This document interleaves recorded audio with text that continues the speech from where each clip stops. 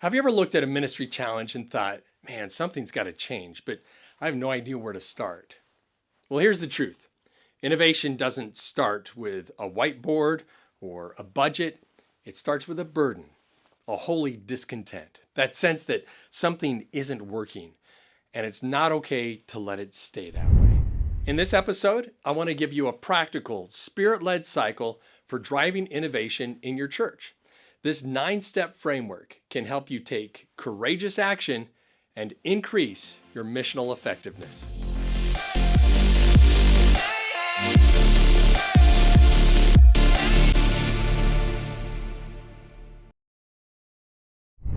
Hi, Larry Witzel here with another ministry insight from SermonView.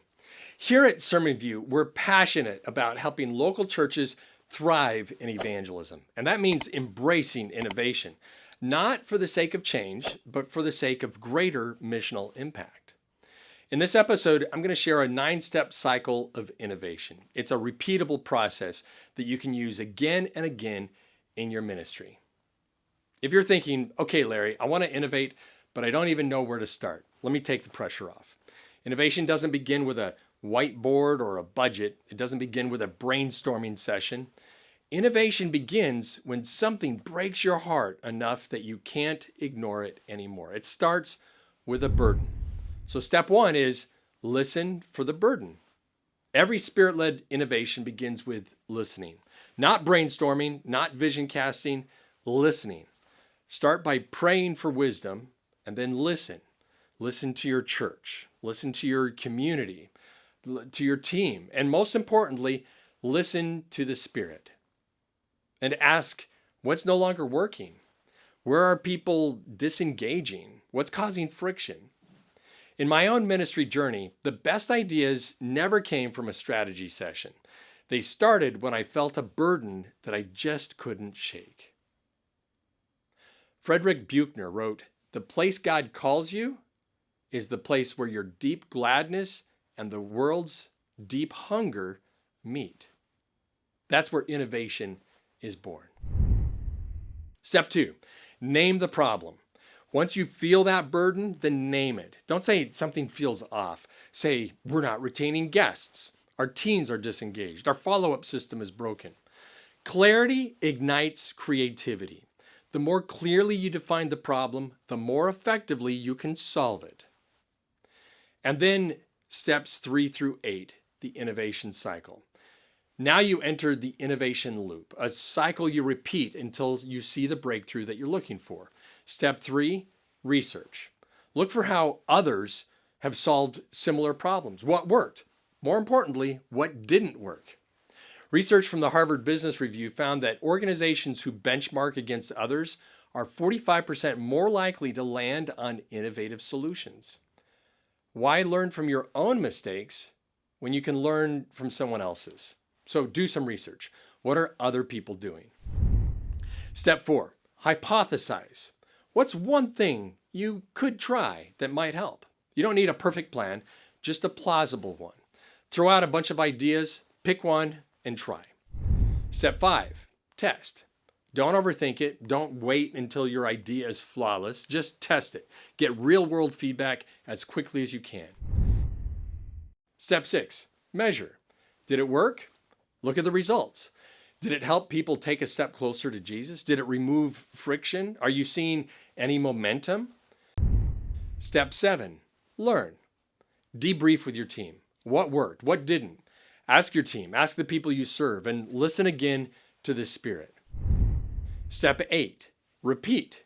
Did you get it right? If not, go back to step 3. You're not starting over, you're starting smarter. You've learned something. Now try again. Better, bolder, more spirit-led than before.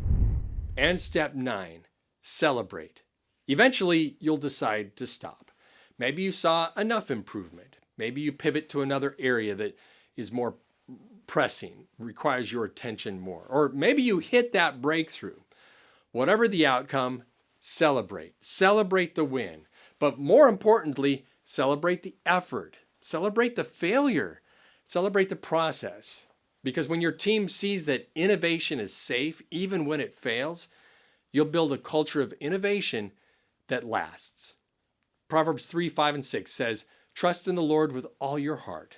Do not depend on your own understanding. Seek his will in all you do, and he will show you which path to take." Innovation isn't about muscling through with human effort. It's a partnership with the Spirit. So don't wait for the perfect plan.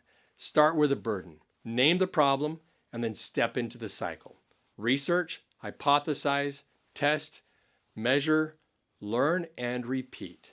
Let the Spirit guide you toward greater mission impact, one courageous step at a time. So remember, innovation doesn't start with a whiteboard. It starts with a burden, a holy discontent that won't let you go. From there, you name the problem and then enter the innovation cycle. Research, hypothesize, test, measure, learn, and repeat. And when it's time, celebrate. Celebrate what worked, what failed, and what you learned. Because innovation isn't about having the perfect plan. It's about partnering with the Spirit and taking courageous, faithful steps toward mission impact. If this episode gave you a new framework for innovation in your ministry, take a moment to subscribe, like, or leave a comment wherever you're watching or listening. And share this with another pastor or ministry leader who could use a little clarity and encouragement to innovate today. We spend so much time planning and tweaking and overanalyzing, trying to get it perfect. But real innovation doesn't come from overthinking, it comes from iterations. If you'd like to explore an idea that might be the key to unlocking your next season of ministry growth, head over to the last episode of Ministry Insights from SermonView, where I talk about how iteration beats overthinking.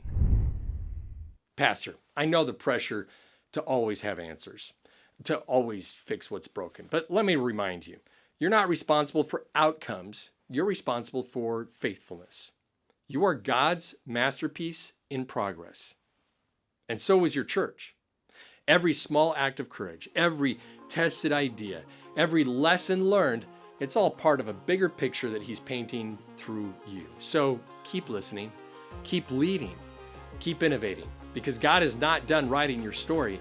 And what he starts, he will finish. I love you guys. I'm cheering for you. We'll see you next time.